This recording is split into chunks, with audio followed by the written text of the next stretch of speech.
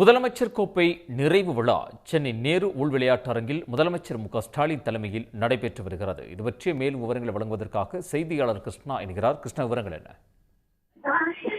நிச்சயமாக கடந்த அக்டோபர் 8ஆம் தேதி இதே நேரு கலைவாணர் அரங்கில் முதல்வர் கோப்பைக்கான இந்த விளையாட்டுப் போட்டிகள் என்பது துவங்கப்பட்டது.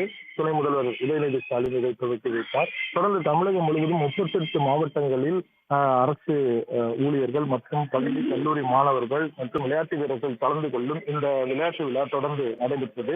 இந்த போட்டிகளில் மட்டும் 16 லட்சம் பேர் இதில் கலந்து கொண்டார்கள். இதில் கலந்து கொண்டு பல்வேறு மாவட்ட ரீதியாக பலரும் சிறந்த பதக்கங்களை வென்றிருக்கிறார்கள்.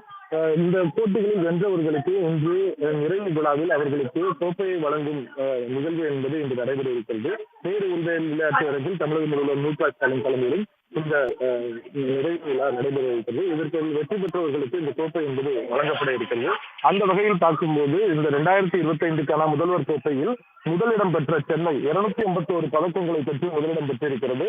அதன் பின்பாக 88 பதக்கங்களை பெற்று செங்கல்பட்டு மாவட்டம் 2வது இடத்தையும், அடுத்தடுத்து கோயம்புத்தூர் மாவட்டம் 3வது இடத்தையும் பிடித்திருக்கிறது.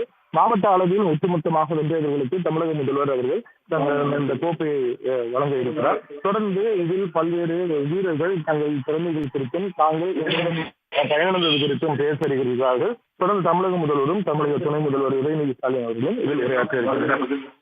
உடனுக்குடன் செய்திகளை தெரிந்து கொள்ள சன் நியூஸ் பெல் ஐகானை கிளிக் பண்ணுங்க.